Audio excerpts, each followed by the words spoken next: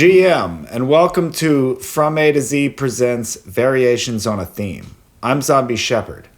We're going to be talking about the meaning of large ideas by exploring them from their origins in etymology, philosophy, and history, and how that has evolved into the modern context of connotations and ideologies we associate with these large ideas.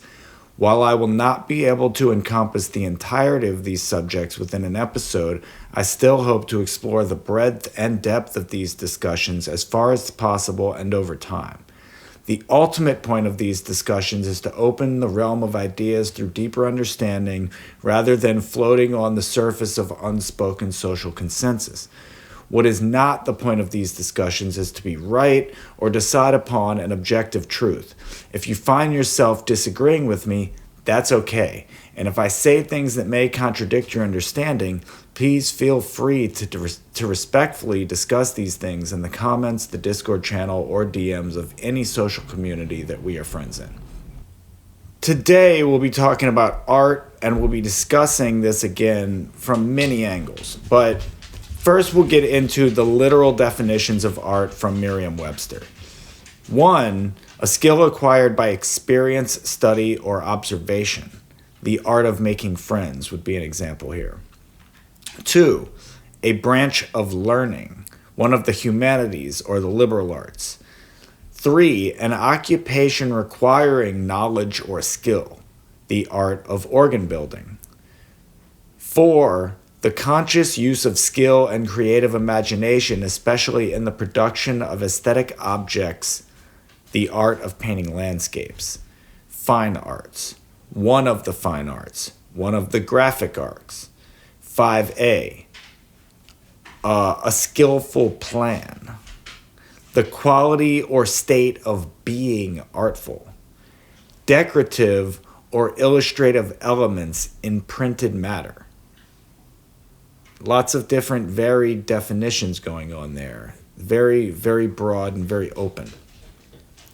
The word art comes from the Latin word ars, which means skill, craft, or art. This Latin term has ancient roots and can be traced back to the Proto-Indo-European root ar, meaning to fit together or join. The sense of skill and craftsmanship evolved over time, leading to the development of the term ars in Latin. The etymology of the word can be summarized as follows. Proto-Indo-European ar, to fit together or join, to Latin ars, skill, craft, or art. In the early 13th century, skill as a result of learning or practice from the Old French art, 10th century. From Latin artum, nominative ars, work of art, practical skill, a business, or a craft. Greek artisan, to prepare, suffixed from the root ar, to fit together. The etymology akin to Latin arma, weapons. In the Middle English, usually with a sense of skill in scholarship and learning, especially in the seven sciences or the liberal arts, this sense remains in bachelors of arts, etc. The meaning human workmanship as opposed to nature is from the late 14th century. So you can kind of see already how this word is developing and evolving from the beginning of just like meaning to fit something together, and then evolving in meaning to fit things together well, and then evolving to even further mean things like speaking and playing music and dialectic and just the ability, even running a business or any form of a craft now becomes something you can do as an art. So we're seeing the evolution there. So, and we see here in the 14th century specifically that we have made art uniquely human, removing nature as a work of art altogether, which is an interesting choice that a Christian culture would decide that the works of God aren't art, but the works of man are. The meaning, system of rules and traditions for performing certain actions is from the late 15th century. The sense of skill in cunning and trickery is attested by the late 16th century.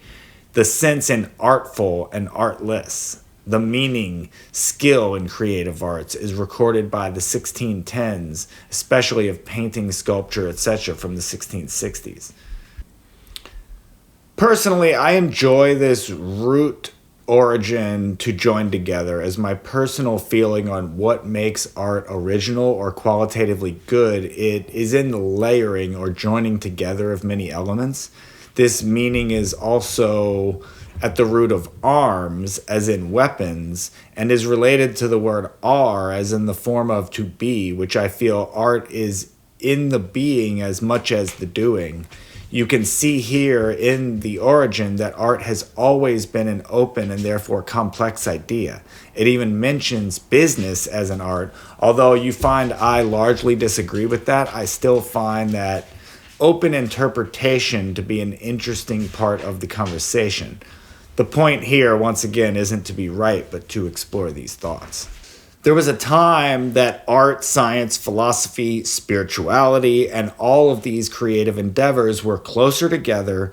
Art and science have parted ways, and it is a complex and nuanced historical question as to how and why this happened. And while there are many times when the emphasis on empirical observation and scientific methods in the Renaissance, the Enlightenment, and the subsequent periods led to a perceived social separation between art and science, it's also essential to recognize that the relationship between them has always been dynamic and multifaceted. So during the 14th to 17th century, there was a strong emphasis on the convergence of art and science. Like Leonardo da Vinci, who is often considered both an artist and a scientist, he embodied the integration of artistic and scientific inquiry, and his notebooks are filled with sketches of anatomical studies, engineering designs, and scientific observations, besides the paintings that you know him for. The idea of a versatile, multidisciplinary Renaissance person is what comes to mind for me. In the Enlightenment in the 17th to 18th centuries, there was a growing emphasis on empirical observation and scientific rationalism. This period witnessed advancements in science, such as those made by figures like Isaac Newton, and while there was a tendency to prioritize empirical evidence and scientific principles, art continued to be influenced by scientific discoveries, and scientific illustration played a crucial role in documenting the natural world. The 19th century brought about specialized disciplines and institutionalization, leading to a more pronounced distinction between art and science in academic settings. And while many artists continued to draw inspiration from scientific advancements, and scientific illustrators collaborated with scientists to visually represent their findings. In the 20th century and beyond, there's been a resurgence of interest in the intersections between art and science. The fields of bioart, digital art, and various interdisciplinary practices demonstrate ongoing connections between artistic and scientific exploration. This also branches into Ayurvedic medicine, organic supplements, and non-religious mental health-based spirituality as we see that reconvergence. And although questions of legitimacy often arise as these lines are blurred. And I think part of that is when we say empirical, we're saying, mathematically provable, scientifically provable, data to back these things up. And if we don't have data to back it up, then legitimacy is, called into question. We don't like opinions without data. While certain periods may have seen shifts in emphasis or perception, the relationship between art and science has been characterized by this continual interplay rather than a complete separation.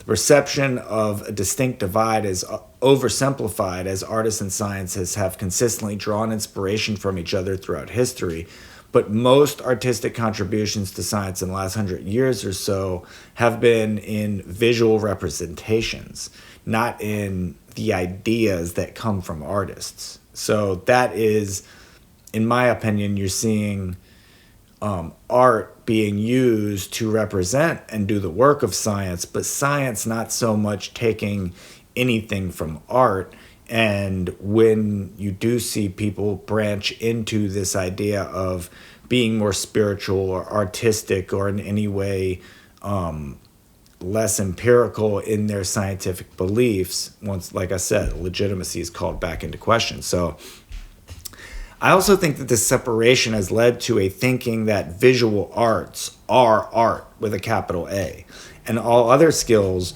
are subgenres of art, like music, poetry, theater, dance, literature, etc.